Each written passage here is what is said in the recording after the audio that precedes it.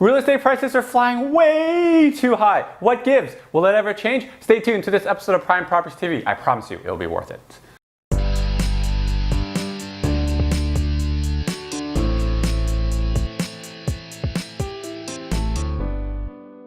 Good day, Toronto. Welcome to another episode of Prime Properties TV. I'm so glad you could join us here today. We'll be going an ever-trending water cooler topic today. Make sure you stay tuned so we can talk about it at the water cooler. Why are real estate prices so high in Southern Ontario right now? What gives? What's causing this? In previous episodes, I addressed what a crash would look like. If you missed that, make sure you click on the little episode on the eye up here to watch it, or click on the link below in the description, okay? Now, there's a lot of headlines and a lot of speculation as to what's driving the market. Why is it the way it is right now? Is it ever going to change? Well, I'm going to cut through the baloney and cut through all the baloney of the media headlines and give you my thoughts. Remember, these are my opinions. Opinions are like feet. Some stink. I'm a huge believer that the current housing prices are always a direct reflection of how easy it is to access money and credit and the current environment, like global environment we are in right now. Obviously, there are other contributing factors such as supply, demand, other external countries, etc. But at its core, truly, it's a direct reflection of how easy it is to tap into money, or basically borrow money. And you got to think about the current global environment we're living in right now. But first, let me explain credit. Real estate is 100% driven by credit. What I mean? Very, very, very rarely, although it's been getting a little bit more often, do people pay all cash, all cash. This means that they don't have a mortgage. But most of the time, guess who's forking over the bill to purchase the properties? Well, you're forking over 20%, usually the down payment, sometimes less, sometimes more. And guess who pays the balance? The banks or the mortgage lenders.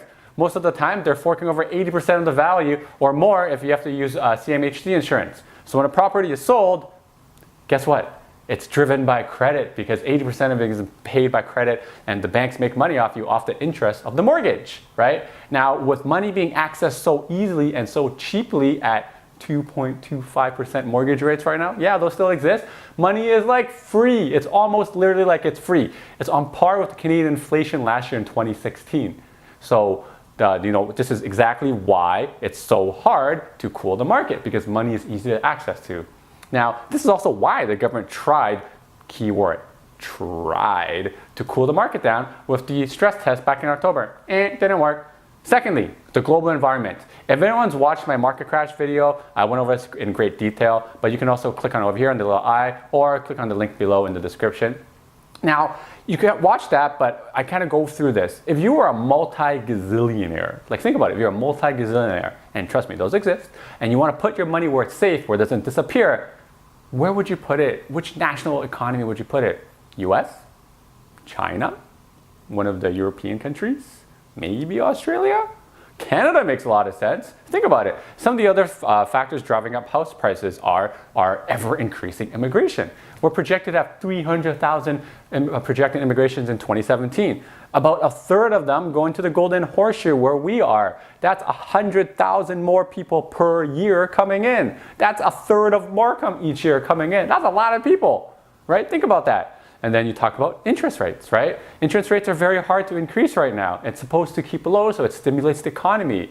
And Mr. Justin Trudeau just came out in his recent 2018 federal budget to say, well, our budget does not account for real estate prices. That is a localized problem. They will work to solve this with the local governments. Cool story, bro. That just basically means that the federal budget is looking after all of Canada, not just Toronto and Vancouver, where the market is heated right now.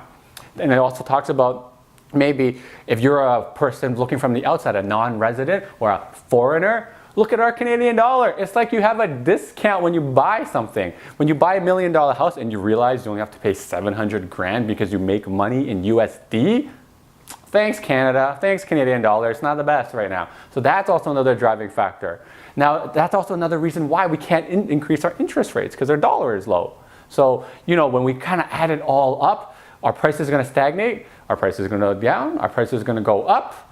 You know what? Until access to credit and our global environment changes, I honestly don't think so. Prices aren't going to be changing or going down anytime soon. The only change is really going to be going up. I hate to be the bearer of bad news, guys, but I think that is really what's happening right now. Thank you guys for watching. If you learned something or simply enjoyed watching this video, make sure to subscribe to Prime Properties TV over here and click on the little bell so you know when we update new content. Now, if you have any questions or you want to contact me for a free consultation, call me. My number is right here. And remember, make sure you share this with your family and friends because like I always say, an educated consumer is the best consumer. I'll see you next time, Toronto.